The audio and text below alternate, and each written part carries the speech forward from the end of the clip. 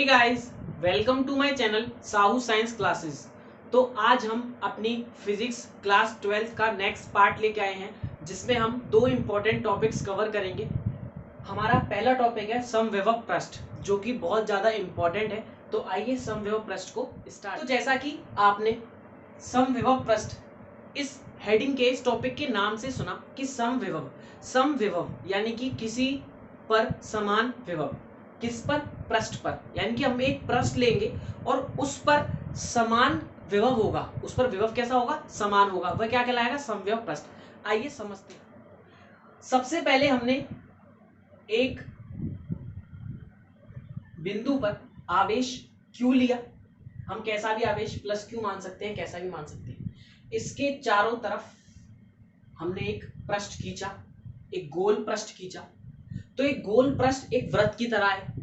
Okay, अब इस plus Q से हम R दूरी पर यहां देखें तो यहां पे दूरी जित R है, यहां पे भी दूरी R होगी, यहां पे भी दूरी R होगी। क्यों? क्योंकि वृत्त में क्या होता है, वृत्त में जो त्रिज्या होती है, जो R रेडियस होती है, वो बराबर होती है। वो सारे पृष्ठ पर बराबर होती हैं। तो हम क्या करेंगे, हमने देखा कि हमने एक पृष्ठ लिया और पृष्ठ के मिड में, बिल्कुल बीच में एक प्लस Q आवेश है। उस Q से यहाँ पृष्ठ तक की जो पृष्ठ पे जो बिंदु रखेंगे हम, उनकी दूरियां कितनी है? R है, क्योंकि ये है त्रिज्या।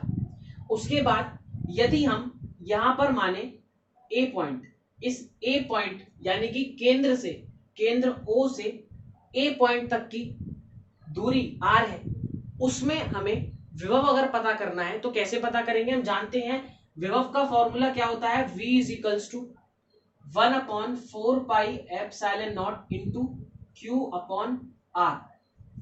ये होता है। बस 1/4πε0 की जगह पे हम K भी पुट कर सकते हैं। ओके, तो ये हो गया हमारा फॉर्मूला विभव का। तो यदि हम यहाँ पे देखें इस O से A तक में, तो हमारे पास आवेश क्या है? Q, और ये क्या है? दूरी R। तो विभव जो निकलेगा वो क्या निकलेगा? V is equals to 1/4πε0 into Q upon R। यही निकल के आएगा इस A पॉइंट पर। या फिर हम उसे अगर लिखना चाहें तो ये लिख सकते हैं KQ अपॉन R। हम इसे ये लिख सकते हैं। तो हमने देखा कि A पॉइंट पर जो हमारा विभव निकल के आया है वो कितना निकल के आया है? KQ upon R। ओके, अब इसी O पॉइंट से हम कहीं और बिंदु इस पृष्ठ पर ये जो पूरा पृष्ठ है, इस पूरे पृष्ठ पर हमने यहां पर बिंदु एक खींचा और इस बिंदु पर जो दूरी है वो भी R है। अगर यहां पर विभव देखें तो वो भी कितना निकल के आएगा? KQ upon R। इस पॉइंट को हमने B नाम दे दिया। अगर हम यहां पर देखें तो भी कितना निकल के आएगा? KQ upon R। अगर हम यहां पर देखें तो भी कितना निकल के आएगा? KQ upon R। यानी कि इस पृष्ठ पर किसी भी बिंदु पर अगर हम विभव ज्ञात करें तो वो कितना निकल के आएगा? KQ upon R। ओके, अब KQ अपॉन R जो निकल के आ रहा है, यानी कि ये आपस में क्या है? समान है। यानी कि अगर इस बिंदु पर देखें तो भी तो इसके समान है, ये सब आपस में समान है। तो यानी कि किसी भी बिंदु पर अगर हम विभव देखें तो वो कैसा निकलेगा? समान निकलेगा। तो बस समविभव पृष्ठ क्या होता है? किसी वैद्युत क्षेत्र में, भाई प्लस Q के कारण जो वैद्युत क्षेत्र होगा वो किस प्रकार होगा? इस प्रकार होगा, इस प्रकार।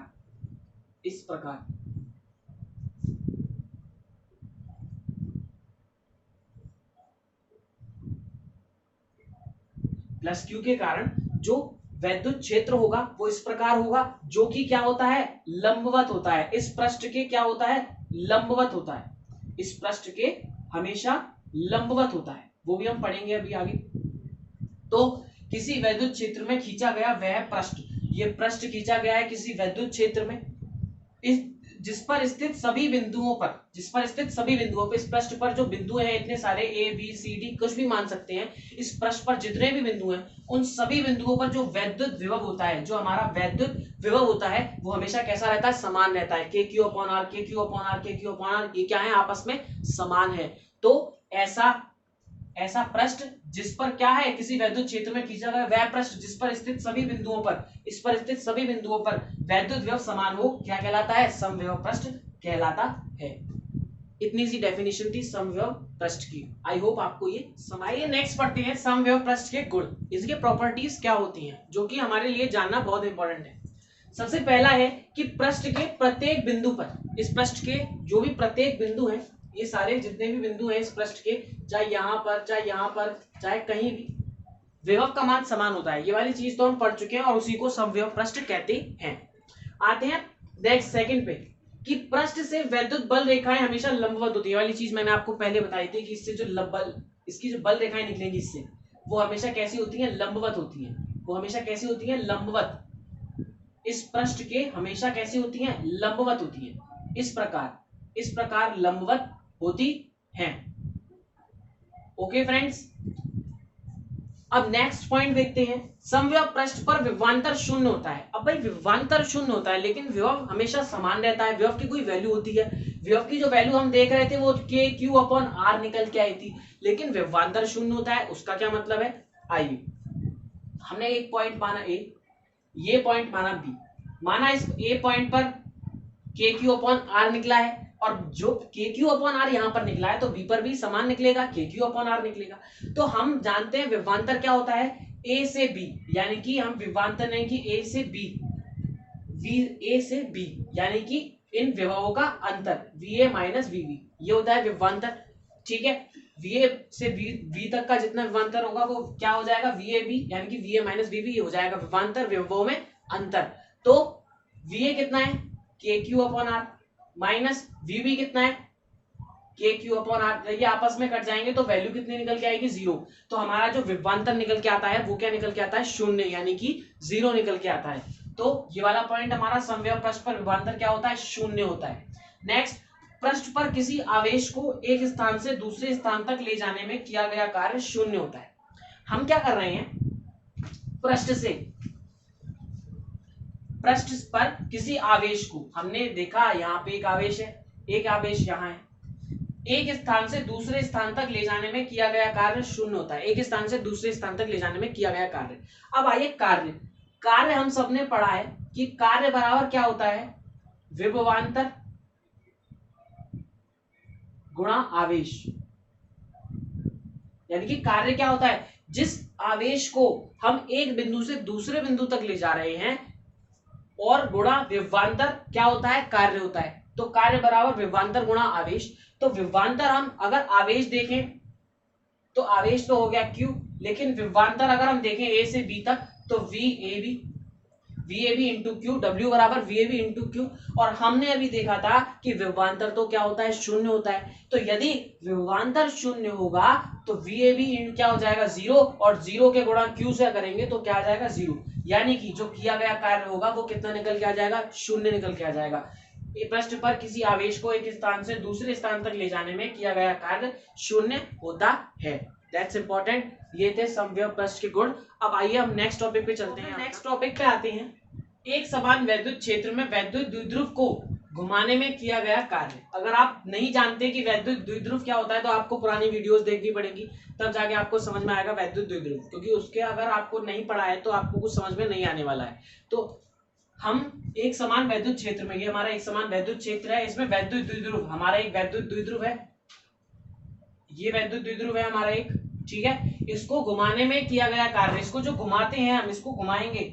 ओके, अगर आपने पुरानी वीडियोस देखी होंगी जिसमें बल आघूर्ण हमने पढ़ा था, बल युग्म का आघूर्ण के लिए हमने डेरिवेशन निकाला था, तो आपको ये इजीली समझ में आ जाएगा। और अगर आपने वो नहीं देखी है तो आप पहले उसे देखिए, उसके बाद में आपके ये समझ में आएगा। तो घुमाने में किया गया कार्य यानी कि हमें W निकालना है, W के लिए डेरिवेशन हमें निकालना है, फॉर्मूला फाइंड करना है।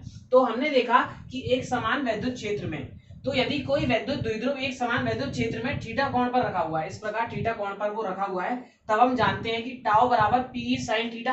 हम ये वाला फॉर्मूला पढ़ के आ चुके हैं, पहले मैंने बोला कि टाउ बराबर पी साइन थीटा, ये वाला फॉर्मूला हम पहले डिराइव कर चुके हैं। नेक्स्ट, माना कि वैद्युत द्विध्रुव को डी थीटा कोण घुमाने में किया गया कार्य। अभी थीटा कोण पे जो रखा हुआ है इसे हल्का सा हमने डी थीटा घुमाया, तो जब इस वैद्युत द्विध्रुव को हम घुमाएंगे हल्का सा डी थीटा, तो हमें कोई कार्य करना पड़ेगा। तो जब कार्य करना पड़ेगा तो कार्य बराबर हम जानते हैं बल आघूर्ण, क्योंकि घुमाया जा रहा है और जहां मूवमेंट आ जाती है वहां पे हमारा क्या आ जाता है, टाउ आ जाता है, बल आघूर्ण आ जाता है, और गुणा विस्थापन। कार्य बराबर बल आघूर्ण गुणा विस्थापन।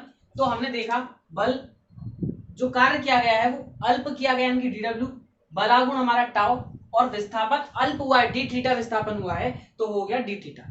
तो हम जानते हैं dw is equals to tau जाएगा p sin थीटा, हमने टाउ की वैल्यू अभी देखी थी p sin theta into d theta. अब हमें क्या करना है, हमें अल्प की वैल्यू पता है और पूरे की वैल्यू निकालनी होती है, तो हम क्या करते हैं, समाकलन इंटीग्रेशन करते हैं। तो हमने क्या करा, इंटीग्रेशन करा और हम लिमिट लगाते हैं, यानी कि हमने 0 से स्टार्ट किया था और w तक पहुंचना है, हमने 0 से स्टार्ट किया था और हमें थीटा तक पहुंचना है, तो 0 से w और 0 से थीटा, ये दो लिमिट लग जाएंगी, क्योंकि थीटा यहाँ पे है उसी हिसाब से लिमिट लगेगी हमारी। और dw w जब इंटीग्रेशन करते हैं तो d से ये इंटीग्रेशन कैंसिल हो जाएगा, w बचेगा और 0 से थीटा लिमिट लग जाएगी, और यहाँ पे कांस्टेंट है p जो बाहर आ जाएगा, और इंटीग्रेशन किसका होगा, sin थीटा का। और हम जानते हैं कि sin थीटा का जो इंटीग्रेशन होता है वो होता है माइनस का cos थीटा, तो माइनस का cos थीटा ब्रैकेट में आएगा और लिमिट लग गई 0 से थीटा। तो यहाँ पे थीटा से 0 है, यानी कि क्या हो जाएगा, w, तो यहाँ पे w 0 से w है, तो क्या हो जाएगा, यहाँ पे w निकल के आएगा, कैसे निकल के आएगा, एक बार w रखेंगे माइनस एक बार 0 रखेंगे, तो w माइनस 0 क्या निकल के आएगा, 0 w निकल के आएगा, और w बराबर क्या हो जाएगा, इस माइनस को हम बाहर ले लेंगे, इस माइनस को हम पहले बाहर ले लेंगे, माइनस p cos थीटा, एक बार रखेंगे थीटा, तो थीटा की जगह थीटा रखेंगे, थीटा ही रहेगा, माइनस एक बार रखेंगे 0, यानी कि cos थीटा माइनस cos 0, तो cos थीटा की वैल्यू कोई होती नहीं है, माइनस cos 0 की वैल्यू निकलेगी, cos 0 की होती है, तो नेक्स्ट निकलेगा वो क्या निकलेगा, w बराबर p1 माइनस cos थीटा। कैसे कि जो cos हमने जो माइनस था उसको अंदर भेज दिया, जब अंदर भेज देंगे तो cos थीटा किसका हो जाएगा, माइनस का, और 1 किसका हो जाएगा, प्लस का, तो w is equal to p1 minus cos theta, और इस w कार्य का मात्रक क्या होता है, जूल।